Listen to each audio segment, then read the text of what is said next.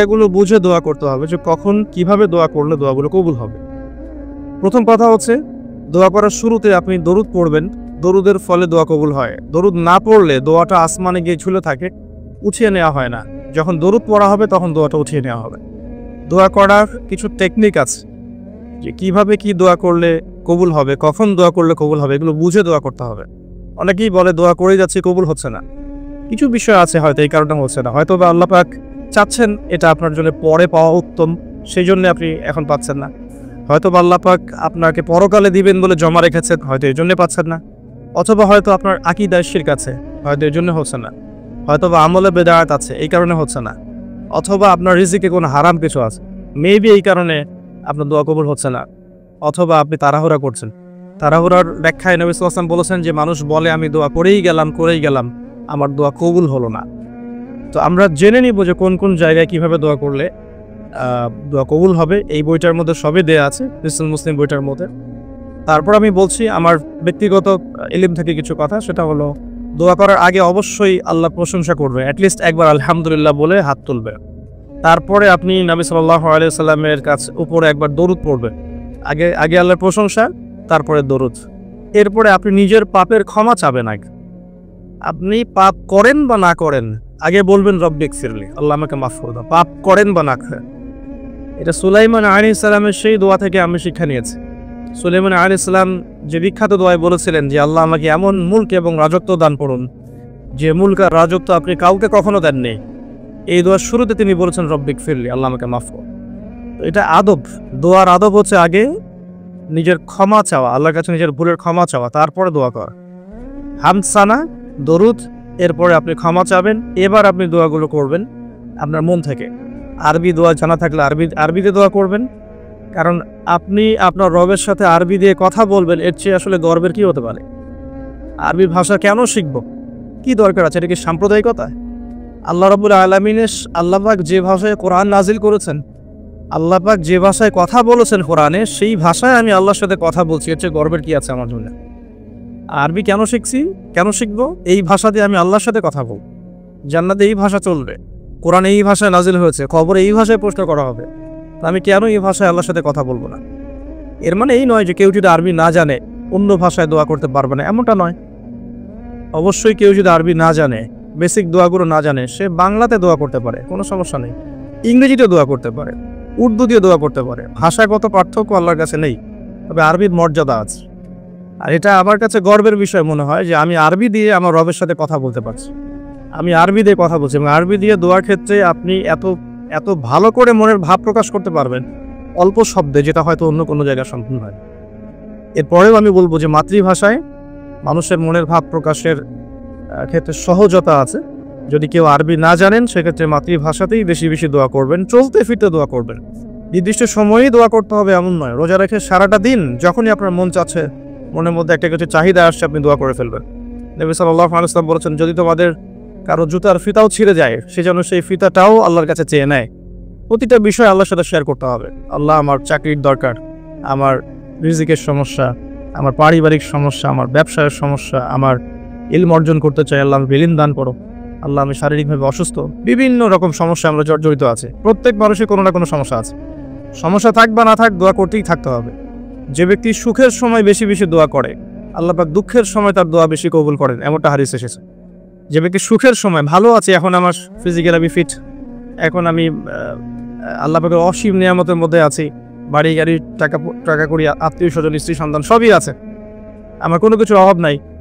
এরকম সুখের সময় যে ব্যক্তি বেশি বেশি দোয়া করবে, ইস্তেগফার করবে, ক্ষমা চাবে, আল্লাহ পাক দুঃখের সময় সেই বান্দার পাশে থাকবেন ইনশাআল্লাহ। আর সবচেয়ে বড় দুঃখের দিন তো কিয়ামতের দিন, আল্লাহ পাক সেদিন ইনশাআল্লাহ আমাদের সাথে থাকবেন ইনশাআল্লাহ তাআলা।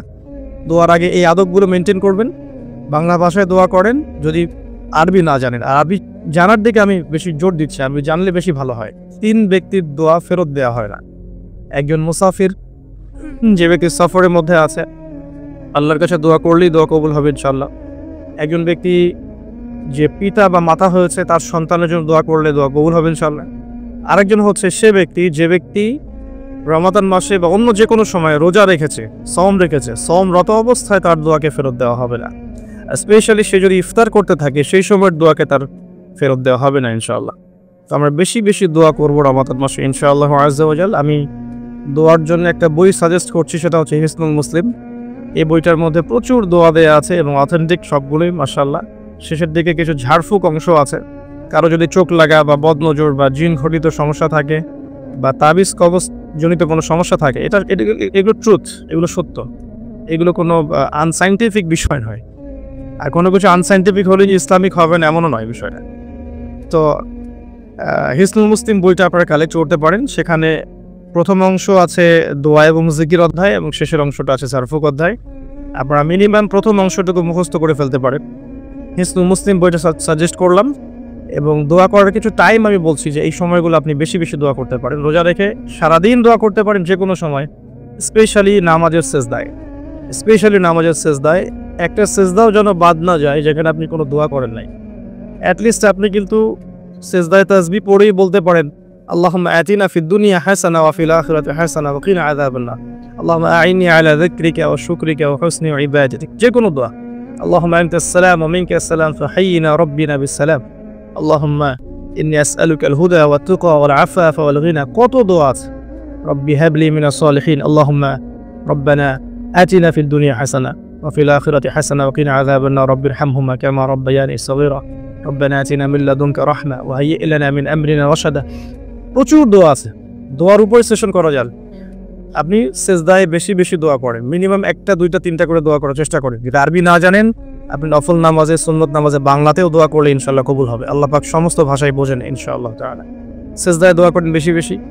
আমি সাজেস্ট করবো যে রমজান মাসের আপনি 2 আজানের মাঝখানে দোয়া করবেন। আজান হয়েছে, আজানের সময় দোয়া করলে দোয়া কবুল হয়ে যায়। আজান এবং একামতের মাঝখানে দোয়া করলে দোয়া কবুল হয়ে যায়। রমাদান মাসে লাইলাতুল কদর আছে, শেষ দশকের বেজর রাতগুলোর মধ্যে আমরা একে পাবো। যদি কেউ লাইলাতুল কদর পেয়ে যায়, সেই রাত্রে যে দোয়া করবে সে দোয়াগুলো কবুল হবে ইনশাআল্লাহ তাআলা। কাউকে ইফতার করানোর পর দোয়া করলে দোয়া কবুল হতে পারে ইনশাআল্লাহ। দান সাদাকা করার পর দোয়া করলে দোয়া কবুল হতে পারে ইনশাআল্লাহ। হয়তো বৃষ্টি হচ্ছে, আর বৃষ্টি দেখে দোয়া করলে দোয়া কবুল হবে ইনশাআল্লাহ। দোয়া কবুলের অনেক সময় আছে, অনেক মুহূর্ত আছে, অনেক আদব আছে। এগুলো আমি সাজেস্ট করে দিয়েছি। বইটার নাম হিসনুল মুসলিম। এই বইয়ের মধ্যে সব কিছু লেখা আছে, আপনারা একটু পড়ে নেবেন। আমি এখানে বেশি টাইম দিলে পর্যায়গুলো কভার করতে পারবো না। আল্লাহ পাক আমাদেরকে বেশি বেশি দোয়া করার তৌফিক দান করুন, আমিন। আর এরপরে রমাদান মাসে সওম রেখে আমরা বেশি বেশি জিকির করতে চেষ্টা করব। জিকির বলতে কি বোঝাচ্ছে? আল্লাহ রাব্বুল আলামিন তাকে ডাকার জন্যে, তাকে স্মরণ করার জন্য যে বিষয়গুলো মাধ্যম হিসেবে দিয়েছেন, এগুলো প্রত্যেকটাই কিন্তু জিকির। সালাতও এক প্রকার জিকির, আমাদের কোরআন তেলাওয়াতও এক প্রকার জিকির। আমরা এইখানে জিকির বলতে যা বোঝাচ্ছে সেটা হচ্ছে ডেইলি কিছু জিকির আমরা করি, যেগুলোর মধ্য দিয়ে আমরা আমাদের জিহ্বাকে তরতাজা রাখবো, সিক্ত রাখবো। আমরা সবসময় আজে বাজে কথা বলার চাইতে এই কোরআনের কথা, হাদিসের কথা বা আল্লাহ পাকের তাসবিহ তাহলিল, এগুলো তো অভ্যস্ত হলে পরে দেখবেন রমাদানের সওমের আধ্যাত্মিকতা বাড়ছে ইনশাআল্লাহ। এটা আপনি প্রমাণিত যে আপনি 1টা ঘন্টা অহেতুক কথাবার্তা বলেন কারোর সাথে, আপনার মনের নূরগুলো নষ্ট হয়ে যাবে। এবং আপনি 1টা ঘন্টা চুপ করে থাকেন, দেখবেন চুপ করে থাকার ফলে আপনার মধ্যে অনেক চিন্তা আল্লাহর পক্ষ থেকে ইনস্টল হচ্ছে। ভালো চিন্তাও আসে আর শয়তানের পক্ষ থেকে খারাপ চিন্তা আসতে পারে চুপ করে থাকলে। আর যদি আপনি বেশি বেশি জিকির করতে থাকেন, ফর এক্সাম্পল 100 বার সুবহানাল্লাহ, ফর এক্সাম্পল আলহামদুলিল্লাহ, আল্লাহু আকবার, লা হাওলা ওয়ালা কুওয়াতা ইল্লা বিল্লাহ, আস্তাগফিরুল্লাহ ওয়া আতুবু ইলাইহি, হাসবিয়াল্লাহ নি'মাল ওয়াকিল। আপনি বলছেন লা ইলাহা ইল্লাল্লাহ অথবা লা ইলাহা ইল্লাল্লাহ ওয়াহদাহু লা শারীকা লাহু, লাহুল মুলকু ওয়া লাহুল হামদু ওয়া হুয়া আলা কুল্লি শাইইন কাদির, সুবহানাল্লাহি ওয়া বিহামদিহি, সুবহানাল্লাহিল আযীম অথবা সুবহানাল্লাহিল আযীম ওয়া বিহামদিহি। এরকম প্রচুর জিকির দেয়া আছে, কিন্তু এই বইয়ের মধ্যে দেয়া আছে। এগুলো যদি নিয়ম করে করি, আমরা একটা সময় ফিক্স করে করি যে আমি এই 1টা ঘন্টা ফজরের নামাজের পরে এই জিনিসগুলো করব, তাহলে কিন্তু আপনি আপনার রোজার মধ্যে ইফেক্টিভ বিষয়গুলো খুঁজে পাবেন। তবে আমি এটা সাজেস্ট করি যে আপনি চলতে ফিরতে এই কাজগুলো করবেন। ঢাকা শহরে আমরা যারা থাকি, আমরা জ্যামের সাথে অভ্যস্ত। আমি বলবো যে জ্যাম যেমন একটা আযাব আমাদের জন্য, আমরা মানে বস্তুবাদিতার পিছনে বেশি ছুটছি, তো আল্লাহ পাক এই জন্য আমাদের সময়টাকে খেয়ে ফেলছে। এত দ্রুত তুমি দুনিয়ার দিকে ছুটতে চাও, থাকো, বসে থাকো এখানে। যত বেশি ছুটবেন তত বেশি আল্লাহ পাক পিছিয়ে দিবেন। দুনিয়ার দিকে আপনি যত বেশি ছুটবেন, আপনাকে আল্লাহ পাক তত পিছিয়ে দিবেন। তবে মুমিনরা এটাকে নিয়ামত মনে করতে পারে। আপনি জ্যামে বসে 1 পারা কোরআন তেলাওয়াত করতে পারবেন। আমি চেষ্টা করি, জ্যামে বসে আছেন, আপনি এই তাসবিহ তাহলিলগুলো করতে পারেন। তাসবিহ একটা পকেটে রাখেন, আপনি বের করেন, জ্যামে বসে আছেন, 100 বার সুবহানাল্লাহ পড়তে আপনার 5 মিনিটও লাগবে না। 100 বার আলহামদুলিল্লাহ পড়তে পারেন বসে বসে, 100 বার আল্লাহু আকবার পড়তে পারেন, লা ইলাহা ইল্লাল্লাহ পড়তে পারেন, আস্তাগফিরুল্লাহ ওয়া আতুবু ইলাইহি 100 বার পড়তে পারেন, আল্লাহুম্মা সাল্লি আলা মুহাম্মাদ ওয়া সাল্লিম দরুদ পড়তে পারেন 100 বার। আপনি দেখবেন সময়টা কাজে লাগলো, আপনার কিন্তু সময়টা কাজে লাগলো এবং আপনার মনের মধ্যে কিছু খারাপ চিন্তা চেতনা আসছিল, এটা দূর হয়ে গেল, মনটা শান্ত হলো, রিল্যাক্স থাকলেন, আল্লাহর নূর আসলো। এই কাজগুলোই একসাথে মিলে কিন্তু রোজাটাকে আপনার ইফেক্টিভ বানাবে। আর শুধুমাত্র না খেয়ে থাকাটা আপনাকে খুব একটা রুহানিয়াত দিবে না। আল্লাহ পাক আমাদেরকে বেশি বেশি জিকির করার তৌফিক দান করুন। আমি তারপরে বলবো সম রেখে ইস্তেগফার করতে হবে বেশি বেশি। ইস্তেগফার মানে আস্তাগফিরুল্লাহ ওয়া আতুবু ইলাইহি, এবং শুধু মুখে বলা নয়, বরং আমি একটা পদ্ধতি অবলম্বন করার চেষ্টা করছি, আমার কাছে এটা ইফেক্টিভ মনে হয়েছে বলে শেয়ার করছি। সেটা হলো আমি চেষ্টা করছি যে আমার জীবনে যে পাপগুলো হয়েছে আমার দ্বারা, যেগুলো আমার মনে পড়ছে বড় বড় পাপ আমার মনে পড়ছে, আপনি কিন্তু আপনার পাপ মনে করতে পারবেন আপনি যে আপনি কি কি পাপ করেছেন, বড় বড় পাপ কিছু, সবগুলো হয়তো পারবেন না, কিছু কিছু পারবেন। একটা খাতা আমি নোট করার চেষ্টা করছি যে আমার জীবনে মেজর কি কি বড় বড় পাপ হয়েছে বলে আমার কাছে মনে হচ্ছে। তো এরকম পাপ আপনি একটা লিস্ট করতে পারেন, এবং যখন একটা পাপের কথা মনে হবে, এই পাপ সংক্রান্ত বিষয়গুলো কিন্তু মাথায় চলে আসবে, ওখানে আমার কি ভুল ছিল আসলে, এবং সেই ভুলটা যেন আমার পরিবারবর্গ না করে, এবং সেই ভুলটা যেন আমার বাচ্চারা না করে। ঠিক আছে? তো আমরা মিউজিক শুনেছি, লিখেছি যে হ্যাঁ মিউজিক শুনেছি, হয়তো বসে বসে খেলা দেখেছি তো, এগুলো কাজ করেছে। রাস্তাঘাটে চলতে ফিরতে আমাদের নজর এদিক ওদিকে চলে যায়, গিয়েছে।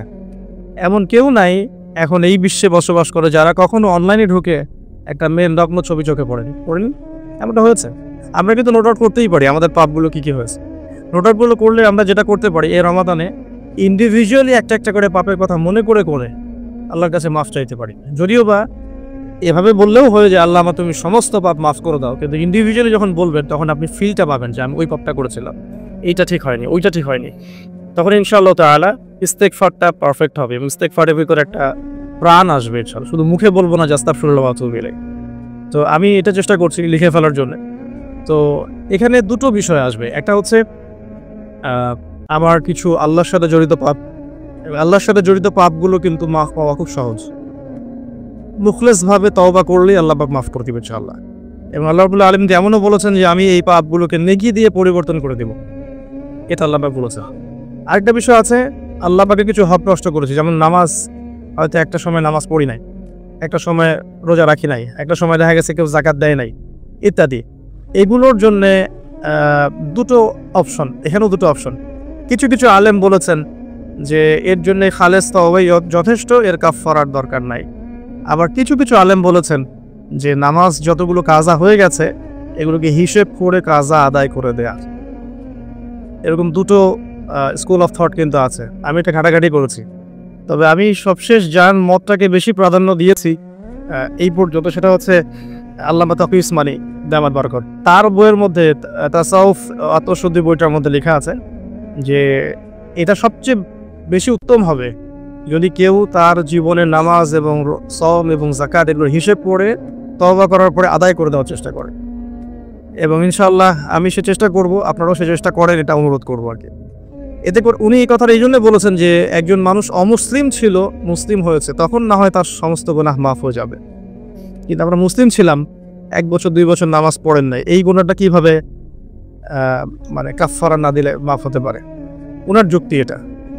তো যদিও অনেক আলেম বলেছেন যে তওবা করলে মাফ হয়ে যাবে, আল্লাহ পাক মাফ করে দিবেন, বেশি বেশি নফল নামাজ পড়লে ঘাটতি পূরণ হয়ে যাবে, কিন্তু ফরজের ঘাটতিগুলো ফরজ দিয়ে আদায় করাটা উত্তম হবে বলে আমার মত।